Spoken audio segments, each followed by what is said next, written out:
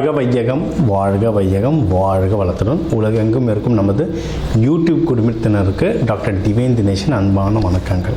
சரிங்க, மே மாத பலன், அதாவது நம்மளுடைய தமிழ் புத்தாண்டு ஆரம்பித்து அடுத்த மாதம் மே மாத பலன் பார்க்க போகிறோம். சித்திரை வைகாசி 2 மாதமும் வருது இதில். ஓகே, சூப்பரான மாதம். ஏன்னா மே ஃபஸ்ட்டே எப்படின்னா தொழிலாளர்கள் தினம். முதல்ல எல்லாருமே தொழிலாளர்கள் தான். ஹவுஸ் ஒய்ஃபாக இருந்தால் கூட வீட்டில் அவங்களுக்கு தான் வேலை ஜாஸ்தி. அதனால் எல்லாருக்கும் ஃபஸ்ட்டு தொழிலாளர் தினம் வாழ்த்துக்கள் 1. 2வது கள்ளழகர் ஆற்றில் எழுந்தருள்றது பெருமாள், அவருக்கான நல்ல விசேஷ நாள் மே 1.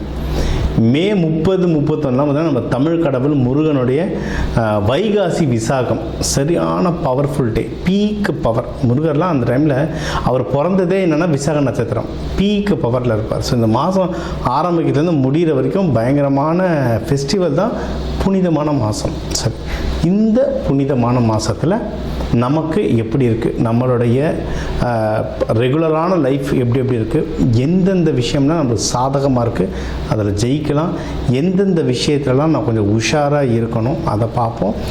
இதில் எந்தெந்த தெய்வத்தை வழிபடணும், என்னென்ன பரிகாரங்கள் இல்லை என்னென்ன வழிமுறைகள்லாம் நான் பண்ணேன்னா எனக்கு இந்த மாதம் சூப்பராக இருக்குன்றதை ஒவ்வொன்றா பார்த்து வருவோம். வாங்க.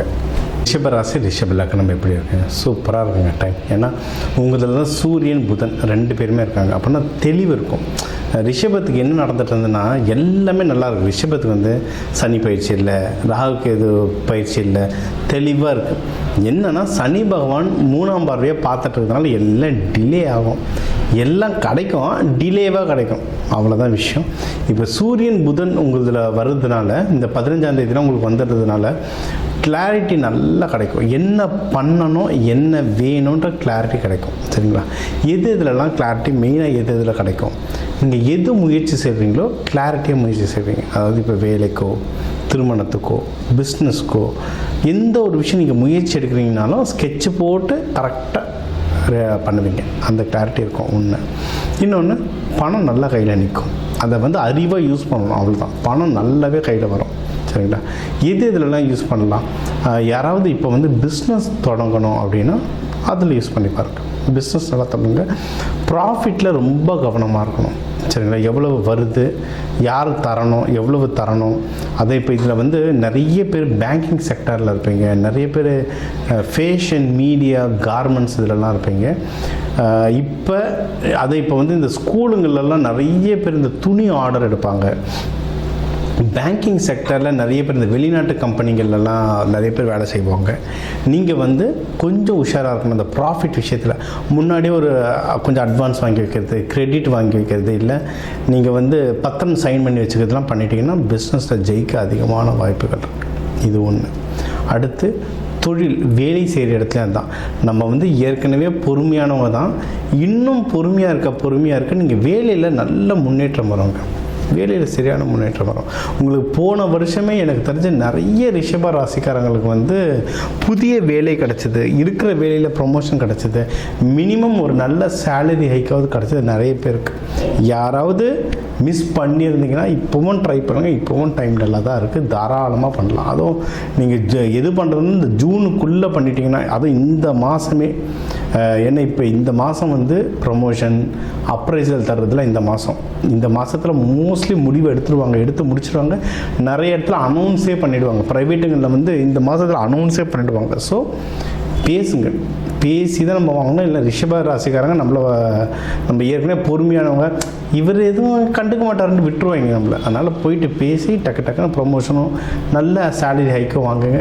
அப்படி எதுவும் தரல உங்கள் டீம்லனா வேறு பக்கத்துலேயே நல்ல டீமாக என்ன இருக்கோ அதில் ட்ரான்ஸ்ஃபர் வேணும் வாங்கிக்கோங்க. இல்லை புது வேலைக்கு ஜம்ப் அடிக்கணும்னாலும் நல்ல டைம் தான் இது. என்னென்னா உலக லெவலில் நிறைய மாறுதல்கள், நம்ம இந்த நியூ இயர் பயிற்சியை நம்ம சொல்லியிருந்தோம், உலக லெவலில் நிறைய மாறுதல்கள் வரப்போகுது. அதனால் சேர்கிற கம்பெனி எந்த நாட்டு கம்பெனி, அந்த கம்பெனியோட சூழ்நிலை எப்படி இருக்குது. ஏன்னா இப்போ பெரிய பெரிய கம்பெனி பேருங்க நம்ம சொல்லக்கூடாது வீடியோவில், பெரிய பெரிய கம்பெனியில் ஆயிரக்கணக்கில் ஆள் தூக்கிட்டு இருக்காங்க. அதனால் நல்ல சம்பளம் பெரிய கம்பெனி நினச்சி ஓடுறாதீங்க. அது சேஃபாக இருக்கா, இங்கே போனால் ரொம்ப வருஷம் வேலை செய்ய முடியுமான்றதை செக் பண்ணிட்டு போனீங்கன்னா வேலையில் முன்னேற்றம் வர்றதுக்கு எக்கச்சக்கமான வாய்ப்புகள் இருக்குது. இது ஒன்று. ஓகே. ஸோ வேலை பார்த்தாச்சு, பிஸ்னஸ் பார்த்தாச்சு. நீங்கள் வந்து கல்யாணத்துக்கும் டைம் வந்து ரொம்ப நல்லா இருக்குங்க. ஓகேவா? ஆக்சுவலாக இப்போ அடுத்து வர காலம்லாம் அதான் நம்மளுடைய நியூ இயர் இந்த தமிழ் வருட பருப்போட வீடியோலாம் பார்த்துருந்தீங்கன்னா சொல்லியிருப்பேன். இந்த வருஷம் ரிஷபத்துக்கு கண்டிப்பாக கல்யாணம் பண்ணலாம். நீங்கள் இப்போத்துலேருந்தே ஆரம்பிச்சிடும். அதான் வைகாசி விசாகம்லாம் வருது. மேரேஜ் ஸ்டெப் எடுத்துக்கிறதுக்கு பர்ஃபெக்டான டைம். தாராளமாக நீங்கள் பண்ணலாம். சரிங்களா? அதுவும் இப்போ சித்திரை திருவிழா மே 1 வந்து நம்ம கள்ளழகர் ஆற்றில் எழுந்தருள்றதுன்னு ஏகப்பட்ட ஃபங்க்ஷன் இருக்குது. அதுக்கு விரதம் இருந்தீங்கன்னா கல்யாணம் கை கொடுத்தா அதிகமான வாய்ப்புகள் இருக்குது. ரிஷபமும் நம்ம முன்னாடி சொல்கிறது தான், சுக்கிரன் வீடு. அழகாக பேசுவாங்க, அழகாக இருப்பாங்க, நல்லா சிரிப்பாங்க. சிரித்தாங்கன்னா முத்து முத்தாக பல்லு தெரியும், அவ்வளோ அழகாக இருக்கும் முகம். இவங்களும் லவ் பண்ணுவாங்க, இவங்களையும் நிறைய பேர் லவ் பண்ணுவாங்க. ஈஸியாக அட்ராக்ட் ஆகிடுவாங்க, ரொம்ப அட்ராக்ட் ஆகிடுவாங்க. ஸோ அந்த மாதிரி லவ்லாம் இருந்தாலும் பேசி டக்குன்னு கல்யாணம் பண்ணுறதுக்கு இது வந்து ஒரு பர்ஃபெக்டான டைம். தாராளமாக நீங்கள் பண்ணலாம். இது ஒன்று. இது இந்த லவ், கல்யாணம், மகப்பேறு, இதுக்கெல்லாம் இந்த பொருள் உதவி, பண உதவி, மக்களுடைய உதவி, யார் ஃப்ரெண்ட்ஸ் ஃபேமிலியோட ஹெல்ப், இது எல்லாமே கைக்கு வர்றதுக்கு நிறைய வாய்ப்புகள் இருக்குது. அதுவும் உங்களுடைய பெரியவங்களே ஆண்கள் நிறைய பேர் ரொம்ப ஹெல்ப் பண்ணுவாங்க. இப்போ அப்பா ஸ்தானத்தில் இருக்கவங்க, இப்போ ஆஃபீஸில் அந்த மேனேஜர்ஸ், டிஎல், சீனியர் அண்ணாங்க, இவங்களாம் நிறைய பேர் ஹெல்ப் பண்ணுறதுக்கு எக்கச்சக்கமான வாய்ப்புகள் இருக்குது. கேளுங்க. சில விஷயம் வந்து தானாக நடக்காது, நம்ம கேட்டால் தான் நடக்கும். கேளுங்க, அந்த வாய்ப்புகள் கிடைக்க அதிகமான வழிகள் இப்போ இருக்குது. Super sir.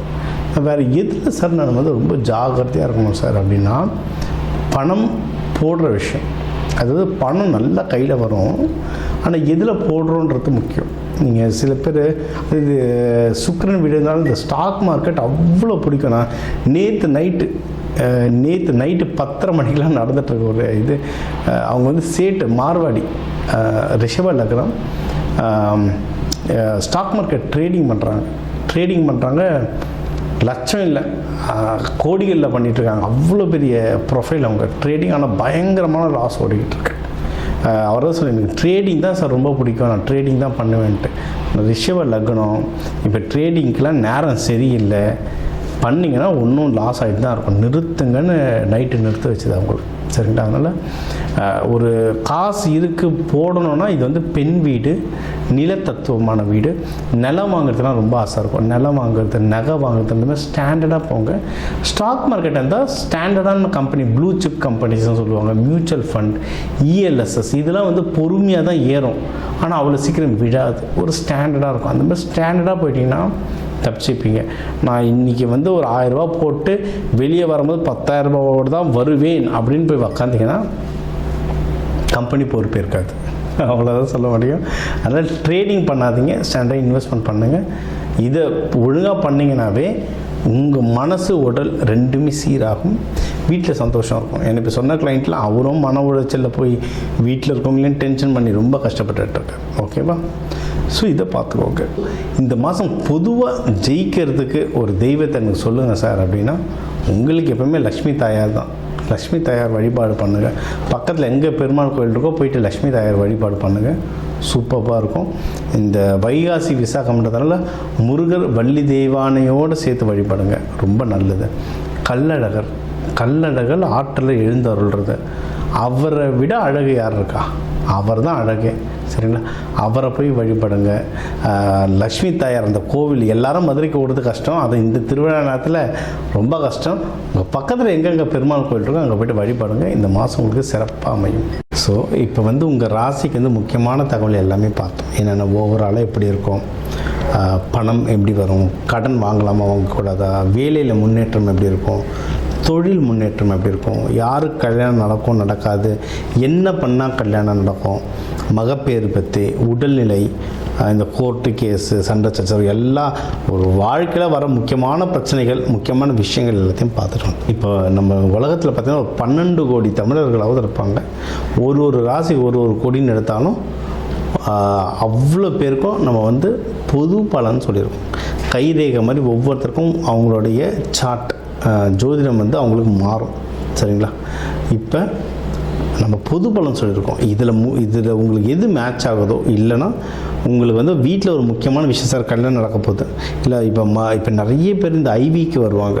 ஐவி டெஸ்டிங்க்கு நாங்கள் எப்போ டாக்டரை பார்க்கலாம், எந்த நேரத்தில் பண்ணிக்கிட்டால் நல்லதுன்ட்டு அந்த மருத்துவ ஜோதிடம் பார்க்க வருவாங்க. இந்த மாதிரி முக்கியமான விஷயங்கள் ஏதோ இருக்குது, வீடு வாங்க போகிறேன், டிராக்டர் வாங்க போகிறேன், அந்த மாதிரி முக்கியமான விஷயம் இருக்கலாம், என் நம்பர் இருக்குது, கன்சல்ட்டிங் எடுத்துக்கோங்க, அதை வந்து கிளியராக பார்த்து சொல்லலாம்.